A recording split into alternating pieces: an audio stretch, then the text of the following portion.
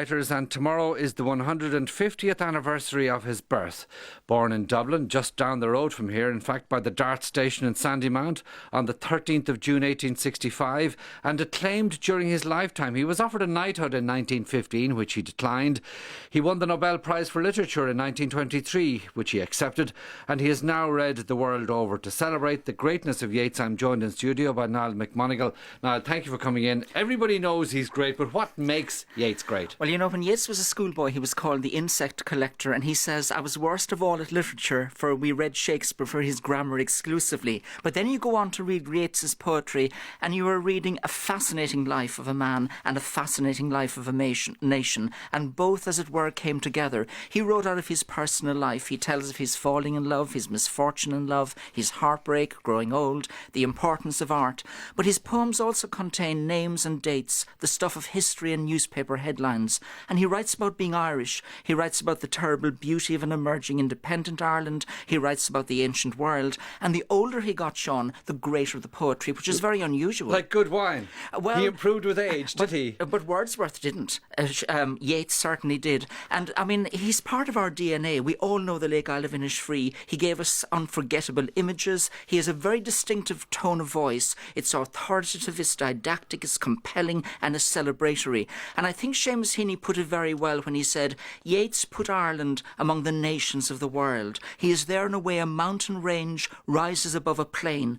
And Heaney likened reading Yeats to feeling at times a transmission of dangerous force, such as I felt as a child, standing alone in fields, close to the tremble of electric poles under the sizzle of power lines. What a forceful, what a powerful image that. Now, I suppose he's also a poet who changed his mind, and that's there very dramatically if you compare, say, is it September 1913 with Easter 1916? Yeah, and it takes some courage to admit you've changed your mind and you were wrong. Sean O'Faolain has a wonderful line in his book, The Irish. He says, the truth is that Yeats had not a single idea in his head. He had thousands, all fighting one another, as the pursuing reader of his poems soon discovers, on noting how often he will discard whatever idea possessed him so forcefully the year before in favour of another, often cognate idea, again expressed with equal force. And Roy Foster puts it this way, Yeats's protean ability to shift his ground, repossess the advantage, and lay a claim to authority. His head must have really fizzed with ideas, Niall. There's the Yeats of Sligo, of course, the Lake Isle of Innisfree, the Yeats of 1916, as we said, and the Civil War, and then, of course, his enduring infatuation with Maud Gonne, and then the later poems from a 60-year-old smiling public man. Yeah, there are over a dozen collections, and I mean the collected poems contains 400 poems or thereabouts, and his range is wide. I mean, his disillusionment with contemporary Ireland, his passion for Ireland, and the man lived 2/3 of his life outside this country, and yet he was totally devoted, and he served in committees he was involved in as a public figure as well as a private poet. Difficult, I suppose, to do the man justice and his work in the time allowed, but we're going to hear some poems now that have been pre-recorded and spoken appropriately, I think, by pupils who took part in Poetry Aloud. Yeah, you know, Kavanagh said that when a poet's ideas are exciting to the young, that guarantees immortality, and young people really respond to Yeats. And first up is Emily Guiney from Notre Dame here in Dublin, and she's going to speak The White Birds.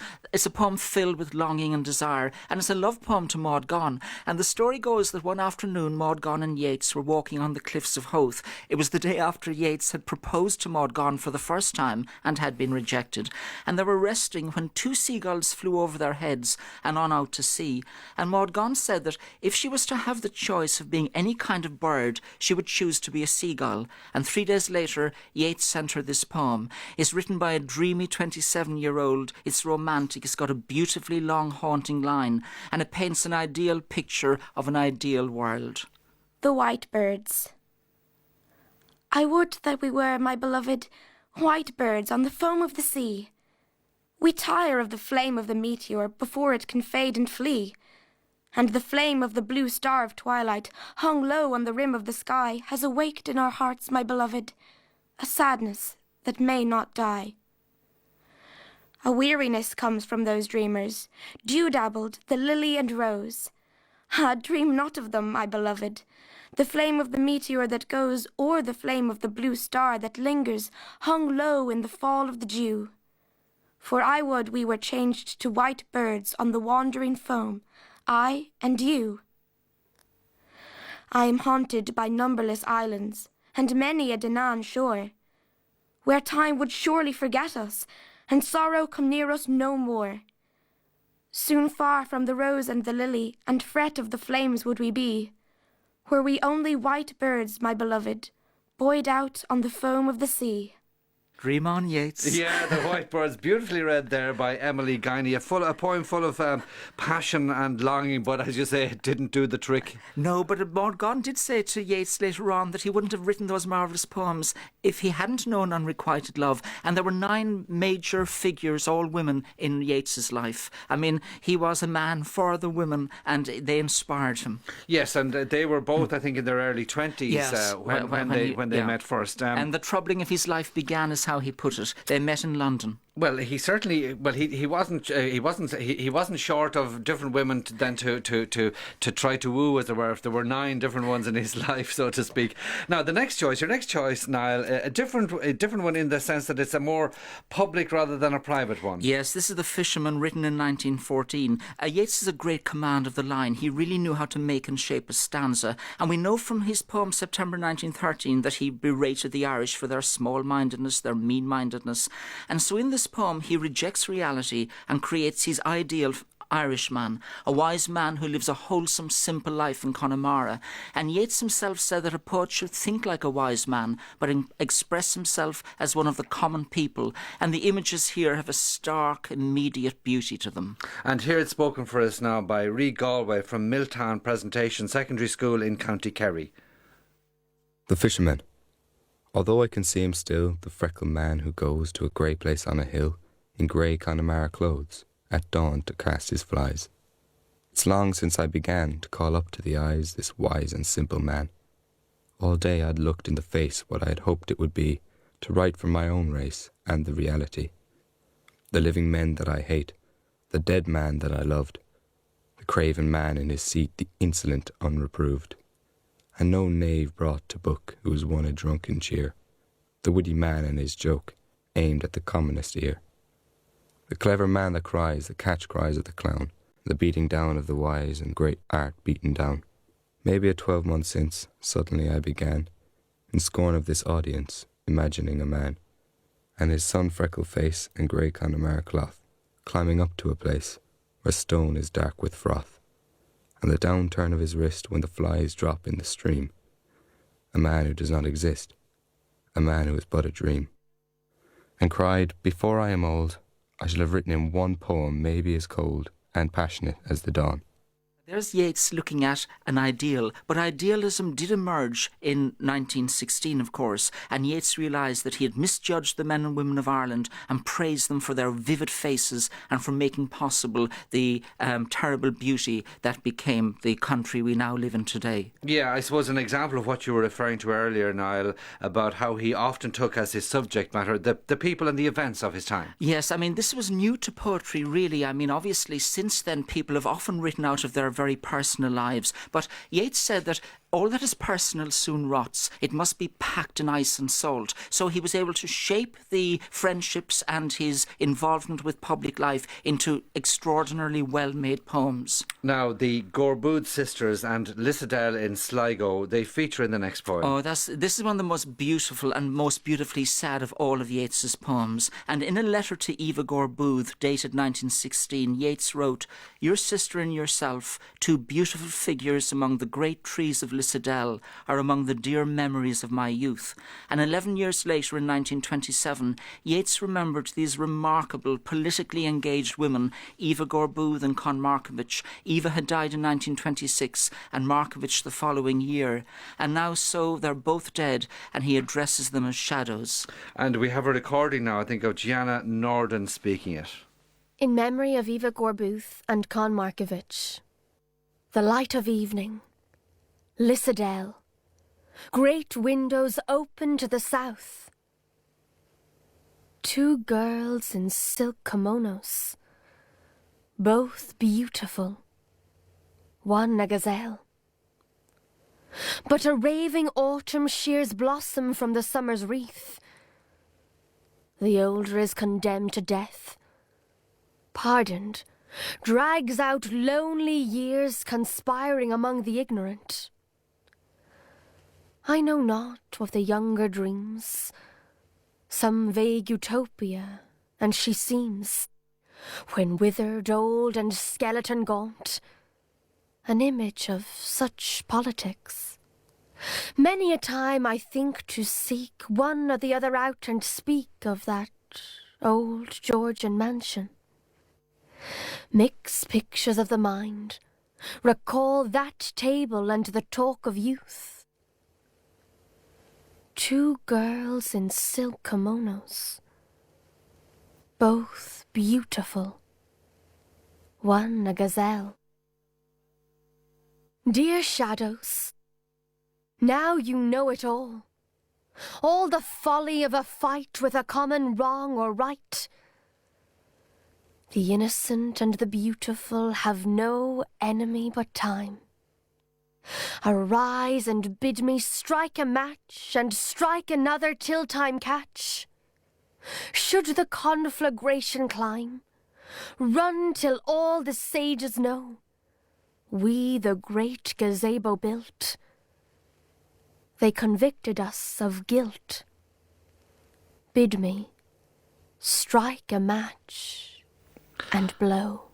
That's in memory of Eva Gore-Booth and Con Markovich. They're read by Gianna Norden. I suspect there's going to be quite a weekend of it in Lissadell and elsewhere in County Sligo there. Constance Cassidy and her family, Eddie, and all their children celebrating. It's wonderful to know that that place is again open to the public. But a very powerful poem, Niall, and no one could forget. Obviously the two girls in silk kimonos, both beautiful, one a gazelle. But the opening line as well, the light of evening. Oh, it's magnificent and so atmospheric and beautiful. But you know, the opening line originally read, "A long, low Georgian house under a hill." He worked and reworked the poems, and anyone who goes to the Yeats exhibition at the National Library, they can see there the many, many drafts of his great poems. And a great poet, but also very much a public figure in Irish life. Oh, absolutely. I mean, when he bought the tower at Thur Ballylee, it was no ivory tower. Still isn't.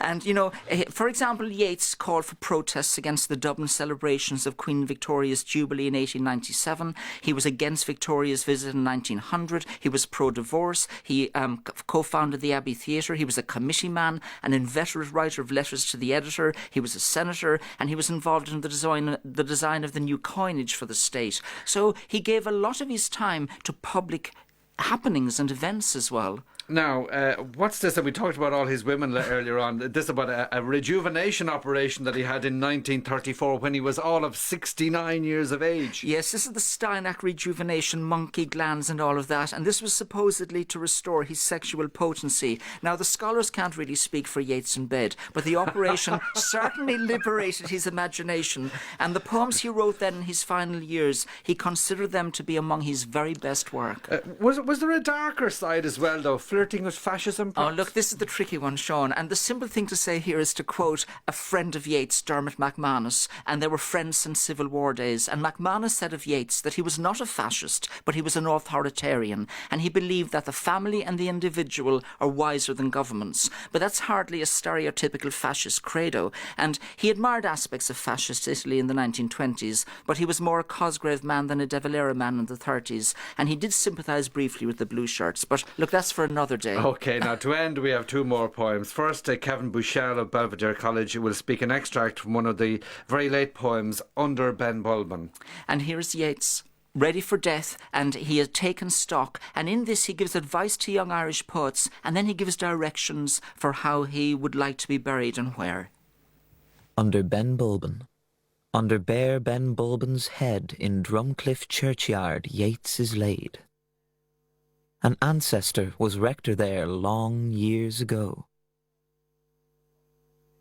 A church stands near. By the road, an ancient cross. No marble, no conventional phrase. On limestone quarried near the spot, by his command these words are cut. And that's Kevin Bushell with an extract there of Under Ben Bulben, where he is buried, or at least said to be buried. Now, that's a contentious one, isn't it, Niall? Yes, Sean, there's a book by Diana Suhami, and she claims that they brought home the wrong bones. But look, Sean, we want him to be there, and in our minds and in our imaginations, he is buried at Drumcliff. And I suppose you might say horseman gets stuffed if you want us to believe anything other than that. Now, a powerful and serious utterance there earlier from Under Ben Bulben. But we'll end on a happier note, spoken by Emily Guiney. And this is the ballad of the Fiddler of Dooney, and he wrote at 27. It's a happy, happy, happy poem, and it's the final poem in his collection, The Wind Among the Reeds. And every place in this poem is in County Sligo. And as Roy Foster says, you can refute Hegel, but not the Saint or the Song of Sixpence. The Fiddler of Dooney. When I play on my fiddle in Dooney, folk dance like a wave of the sea. My cousin is priest in Kilvarnet, my brother in Mockerabui. I passed my brother and cousin, they read in their books of prayer. I read in my books of song I bought at the Sligo Fair. When we come at the end of time to Peter sitting in state, he will smile on the three old spirits, but call me first through the gate. For the good are always the merry, save by an evil chance, and the merry love the fiddle, and the merry love to dance. And when the folk there spy me, they will always come up to me with, "Here is the Fiddler of Dooney," and dance like a wave of the sea. And that was beautifully read there by Emily Guiney. Take me back out of about, I'd say, 45 years to third year in the Jazz in Galway, Mr. Canavan in the English class. A beautiful piece of writing, and Dance by the Wave of the Sea. It does the heart good. Now, tomorrow, the big birthday, Yeats 150. Just time to ask you about a text from Elizabeth in Dublin. Ask Niall about one of Yeats' poems. My favourite, actually, The Song of Wandering Angus. What is behind the title, and what did he have in mind when writing it? Well, of course, this is a young man dreaming again. It is Maud Gone because he associated with apple blossom, and again it's just the poem filled with desire and longing to possess his dream person. Tomorrow in the library. Yes, if we've just had a little appetite whetter, but you're going to be there for 2 hours tomorrow. That's right. There are poetry allouders there, and there are Denise Kelly MacDonald on harp, Ellen Cranich on flute, and Jane Hughes on cello. So do drop into the National Library tomorrow. Music and poetry allouders speaking his poems. From 2 to 4. And if you can't make it to the National Library, you can always tune in to Radio 1 on this. That's this station, Arena tonight at 7 o'clock, and there's a whole hour of it.